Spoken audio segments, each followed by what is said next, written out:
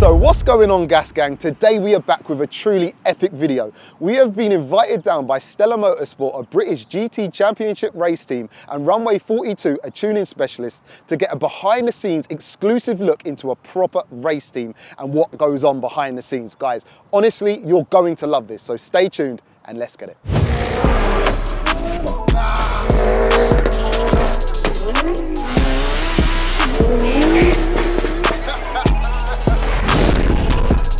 So yes guys, as the intro said, excitingly and exclusively, we've been granted behind the scenes access by StellerMotorsport to see what a race team does behind the scenes. Guys, we're gonna get to see the cars, we're gonna actually meet the race drivers and so much more. I can't wait to share it with you. But before we get into that, we're gonna go upstairs and meet Max, the technical director of StellerMotorsport. Let's get into it. So guys, welcome to StellerMotorsport HQ. And as promised by my side, we have Max, the technical director down here at Stellar. Welcome. Thank you. Listen, you've showed me around the place and I've been blown away. Like, you know, I've had a great insight to what you guys do here. But obviously for the people at home, they probably won't know you. There'll be some that know you, but you know, for the people who don't, do you want to kind of give us a breakdown of what goes on down here? Yeah, so we run three different companies here. We've got Stellar Engineering, Stellar Motorsport and Runway 42. Stellar Motorsport is race cars. It's our sort of primary focus really. So we have a tie-in with Audi Sport Customer Racing in Germany, and we run the only Audi Sport R8 Lms Gt3 and Gt4 cars in the UK. Stellar Engineering is then an engineering company, so we have a machine shop, fabrication shop and design engineers who focus on our own projects and also subcontract work for other companies. We've done things for Formula One, we've done Lansby record cars, we've done all sorts. Runway 42 is then a new business for us, it's a new venture, so we've taken on some guys who've got over 40 years of experience between them with a brand new dyno facility that, as far as we're concerned, is the most advanced in the country.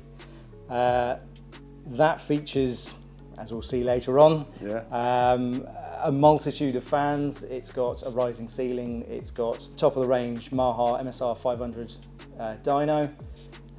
Yeah, we've got a few toys here, a few bits and pieces that we'll go and have a look at. Yeah, I think that's an understatement, guys. I can't wait to get into this. So yeah, no, thank you so much for inviting us. And I've heard there's some race drivers and yeah, we'll go and meet a couple of race drivers and have a look around the race cars and just have some fun. Wicked. Well guys, without further ado, let's do it.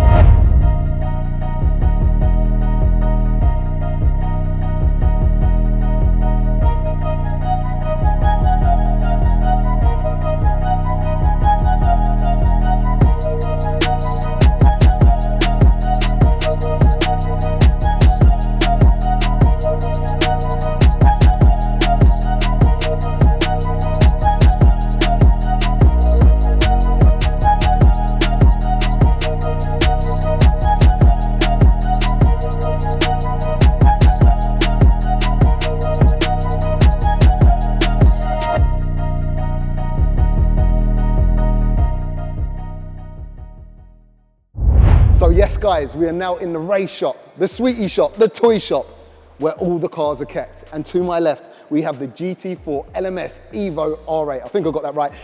And we also have the driver, Rich Williams. Welcome to the channel, Rich. Thank you very much, good to be here. Oh mate, it's our pleasure, honestly. But you're gonna tell us about this car. I am, yeah. So basically this is our 2021 British Gt4 Challenger. It's an Audi R8 Gt3 Lms Evo. We've got to get that bit in, it's very important. And this is a car broadly based upon, obviously, Audi's R8 road car. So this actually, 75% of this car is based upon the actual standard road car. But there are some fundamental differences between what you see on the road and what you see on the track. Yep. And we'll talk through a few of those bits and pieces as we go around the car, if that's cool. Yeah, please do, please do. I mean, people, sorry to butt, people are used to R8s on my channel. Right. You know, we've had a few twin turbo ones and we've had some naturally aspirated ones. Okay. But one looking like this, we have not had. And although you said it's, you know, it's only 25% race car, it looks 100% race car to me. Like, yeah, you know, well, exactly. I mean, and that's the obvious things like the slick tyres and, and obviously a little bit more detail around the aerodynamics of the car make it look a lot more aggressive than you would on the road car.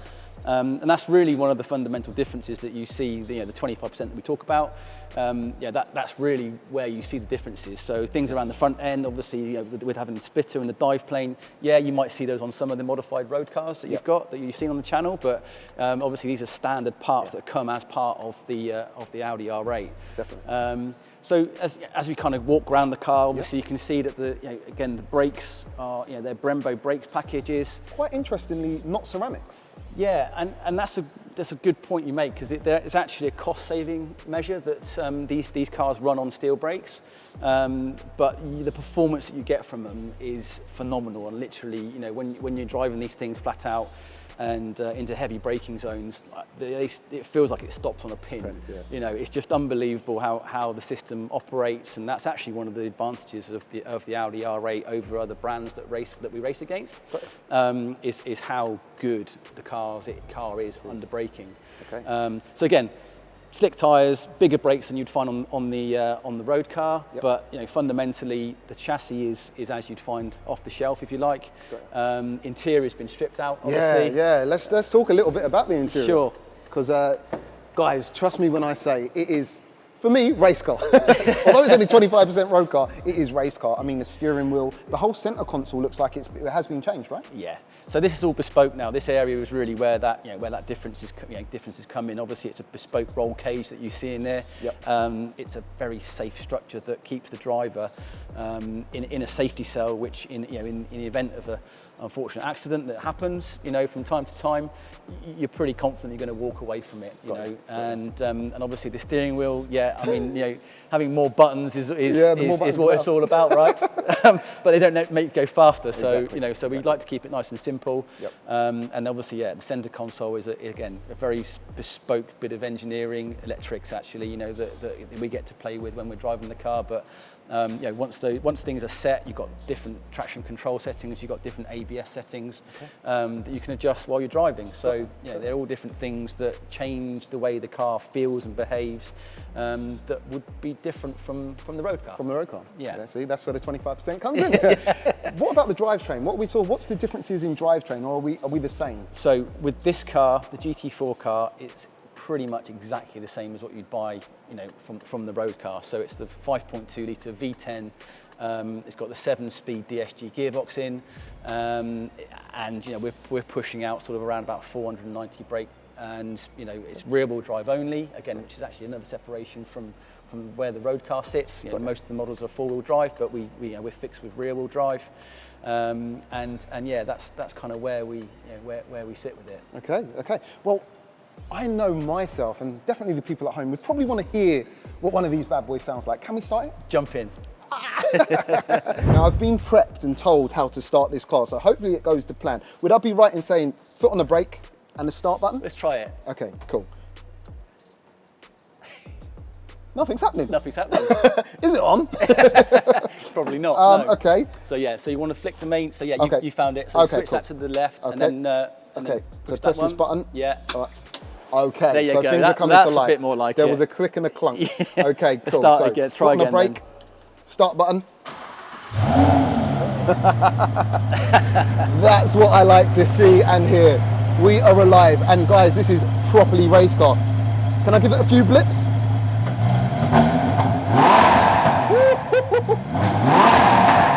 Yes, that's very angry.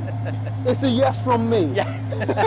Thank you so much, Rich. Pleasure, mate. It's been a pleasure. It's been a pleasure. Thank you. Right, guys, so you've seen the GT4 car, which is actually crazy. But now you're about to meet the full-fat version, the GT3 car. And we have the race car driver himself, Senna Fielding, to talk us through the car. Bro, thank you. Welcome to the channel. No, thank you. Mate, what is this? What is it? So like you say, it's the actual beast of the R8 category. So it's the Audi R8 Gt3. Okay. And you can see it's quite a bit different to the GT4. Mate, so I thought that was a race car, but Yeah. when you park this next to it, yeah, you see the differences. I mean, the aero is incredible on this one. And as I say, it's an unfamiliar sight for myself and probably people watching this video. Yeah. Tell us a little bit more about, like, I don't know, what the makings of this car. Yeah. You know? So as Rich said, obviously the GT4 is like 75% road car, 25% race car. Yeah. You get to this and it's the opposite way around. It's Okay. literally like 80% race car, 20% road car. It's literally full of carbon. So it's quite a lot lighter than the GT4 car. What does she weigh?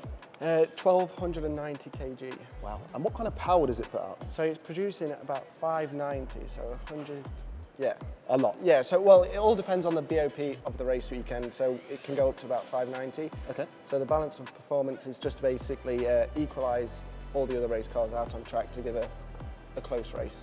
Got ya. And the drivetrain and engine, same or different on this one? So this has got the 6-speed sequential box, pretty much stock from factory and everything, just a little bit of tuning to it. Okay, and rear-wheel drive also? Yeah, rear-wheel drive.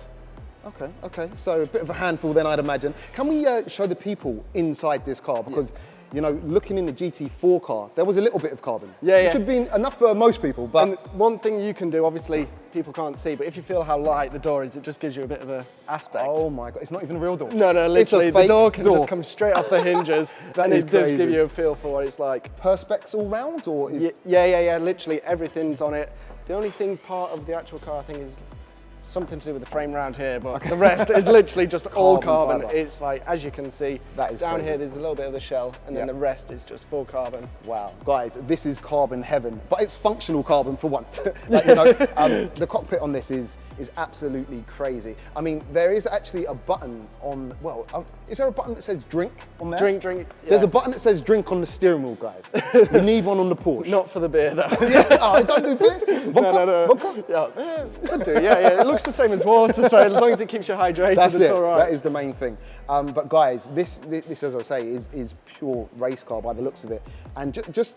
I mean, its presence. The bigger the wing, the faster the car, obviously. Oh, mate. Like you say, it's compared to the GT4 car, it is, you can just see the aero on it. It's just so much more than the actual thing, but it just looks beefy compared to anything else. And once again, a little bit like the GT4 car, I've noticed we're not on ceramics again. No, definitely not. It's one thing is obviously the race goes through so much abuse on the weekends. It's just helps keeps the cost down a little bit more. Yeah. But the brakes are unbelievable.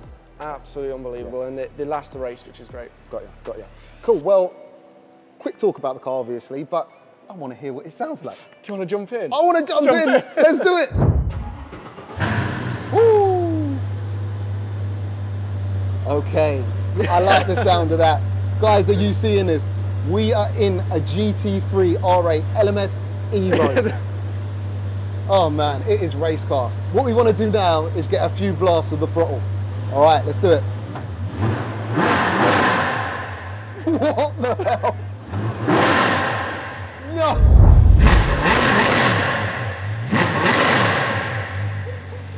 All right, well, Senan, thank you so much for showing us around.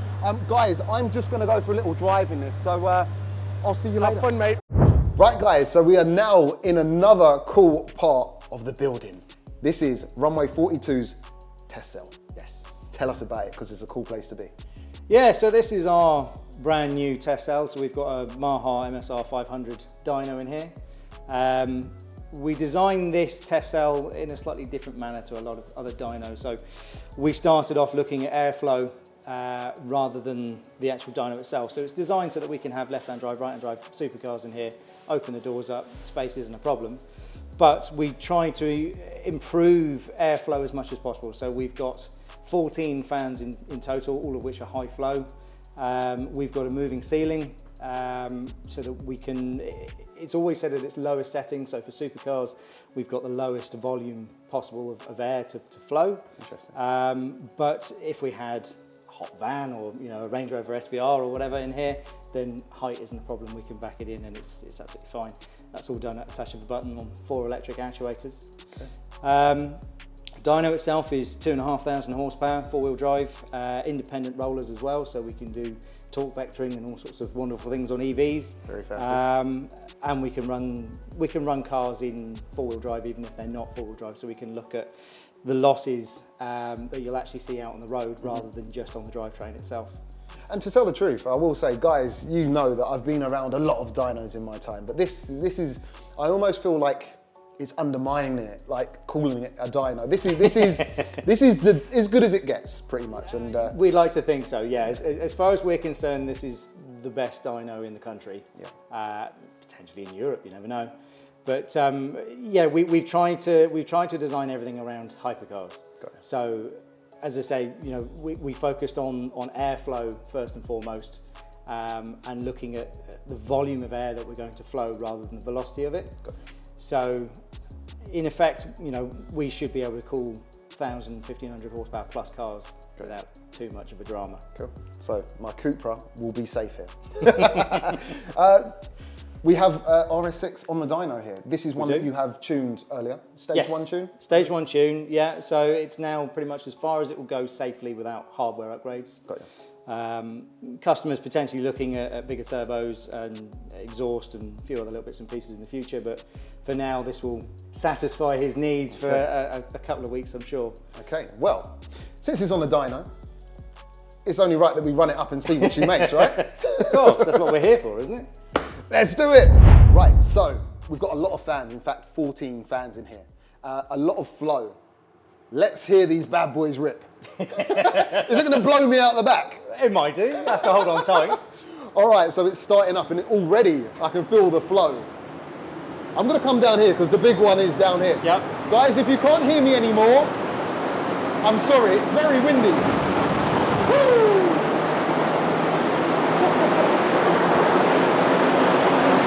That's a lot of wind. That's a lot of wind.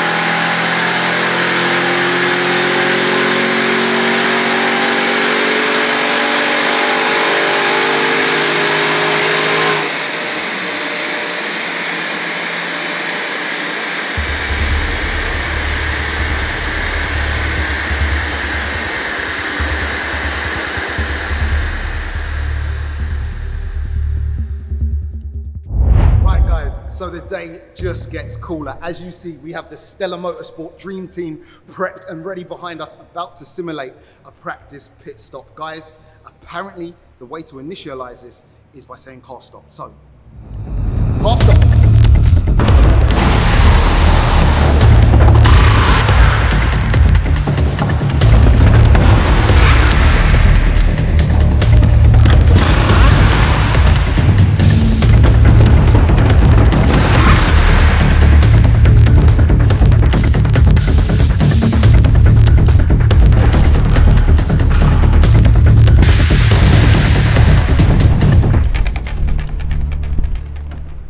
And on that note, guys, I hope you've had a very good day today, because we've loved it down here at StellerMotorsport.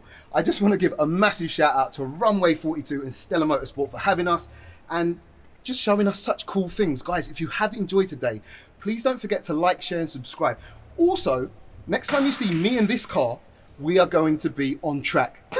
If you want to know a little bit more about StellerMotorsport and Runway 42, check the links in the description and we'll catch you on the next one. Peace out.